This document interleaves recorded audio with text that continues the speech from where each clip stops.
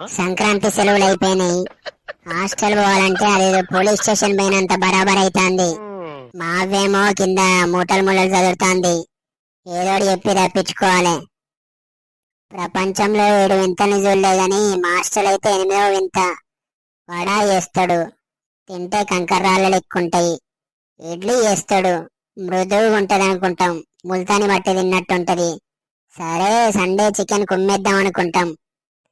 Curry చేయరా అంటే సాంబార్ లెక్క గారిపోతుంటది, అందులో చికెన్ ముక్కలుంటాయి. ఇదేంట్రా బాబు సాంబార్ పోసావనంటే, చికెన్ కర్రీ వేసుకున్నాకైనా సాంబార్ పోసుకోవాల్సిందే కదా, అలా అని 2 కలిపి వేసేసా అని అంటాడు.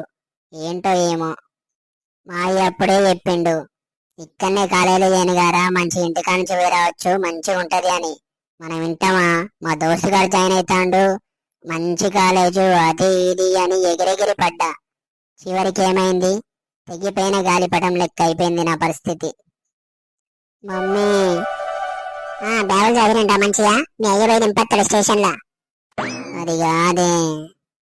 ఓ సంక్రాంతి అప్పాలారా, 2 క్యాన్ల నిండా పెట్టినా, మంచిగా తిని గట్టిగా, అసలే పానం లేని లెక్క అవుతానో నువ్వు. ఓ పని చేయ మమ్మీ, ఇంకో క్యాన్ కూడా నింపో, ఊరూరా తిరిగి అమ్ముకొని వస్తా. నాకు తినడానికి పెట్టే మమ్మీ అని అంటే ఊరు మొత్తం తినిపించడానికి పెట్టినట్టున్నది అది. గట్లా కాదురా, మీ దోస్తుగాలు ఉంటారు కదా, వాళ్ళకు కూడా మర్చిపోయి అందరు కలిసి తినండి. వాళ్ళకి ఇవ్వాల్సిన అవసరం లేదే, నేను క్యాన్ చూసిల్లంటే ఆటోమేటిక్ గా తినేస్తారు, ఏమన్నా మిగిలితే నేను తినాలిగా.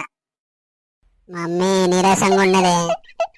అట్లయితే నిమ్మరసం చేసి గ్లూకోజ్ పౌడర్ కలిపి పెద్ద బాడీలో పోషిస్తా, పోయేటప్పుడు తాపుకింత తాక్కుంటా బో, బలం వస్తుంది. చాతనైతే 2 రోజుల తర్వాత పోతా హాస్టల్ కు. వేలకు వేలు ఫీజులు కడతానం, మీ కాలేజ్ నుంచి మీ అయ్యకు ఫోన్ చెప్తాడు, మీ అయ్య వచ్చి నా మీద పెడతాడు ఎందుకు పంపలేదావన్నీ అని. ఇగో ఇడుంటే 2 రోజులలో గ్లూకోజ్ పౌడర్ తోటి మంచిగా అవుతా. ఆడికి పోయిందనుకో గ్లూకోజ్ బాటిల్ ఎక్కించుకోవాలి, మళ్ళీ ఇటే రావాలి. చెప్తా అర్థం చేసుకోవే. సరే మరి, మీ అయ్య వచ్చినాక మీ కాలేజీ ఫోన్ చేసి మా పోరాని కొంట్లో బాగాలేదు, 3 రోజుల తర్వాత వస్తాడని చెప్పమంట. నువ్వు గాయడం లెక్క గాయగా తిరగకుండా సక్కబోయి పండు.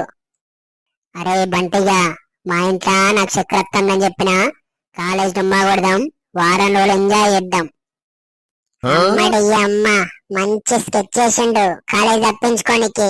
మా ఇంట్లో ఏం చెప్పినా నమ్ముతలేరు, ఇప్పుడు ఏం చేద్దాం? మా ఇంట్లో కడుపు నొత్తాంది అని చెప్పిన, అప్పాలు చెట్ర బట్ర తింటే గట్నే ఉంటది, ఏం కాదు అన్నారు. మోషన్స్ అయితానే అని చెప్పిన, టాబ్లెట్ ఉన్నది అలా గులాబ్ జామ్ తెచ్చిన మధ్యని, మధ్యలో పోయినాక టాబ్లెట్ వేసుకో అన్నారు.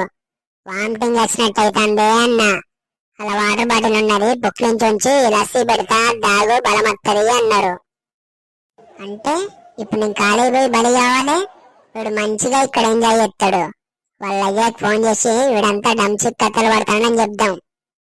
అంకుల్ నేను బంటిని, మీ రాఖీ గాడు కాలేజీ రావద్దని బాగా కథలు పడతాండు, చక్కెర వచ్చినట్టు నాటకాలు ఆడుతాండు, వాడిని కాలేజీ పంపండి.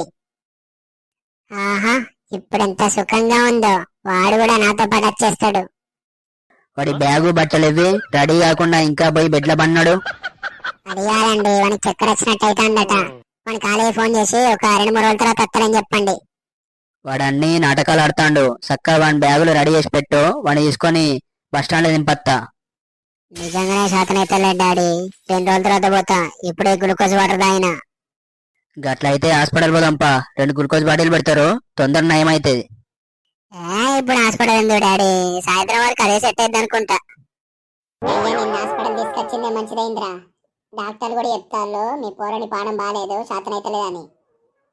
నేనేదో కాలేజ్ డుమ్మా కొడదామని స్కెచ్ చేస్తే డైరెక్ట్ మా అయ్య నాకు మార్కర్ వేసిండు. కొంచెం పెట్టిలు కదనే, మంచిగానే ఉన్నది ఏడవకిగా. కాలేజ్ పోకుండా నన్ను చూడ్డానికి వచ్చినవారా నువ్వు? కాలేజ్ పోదామనే రెడీ అయింట్రా, అంతలోపు ఒక మెసేజ్ వచ్చింది, 10 రోజులు కాలేజ్ బంద్ అట. కాలేజ్ బందా?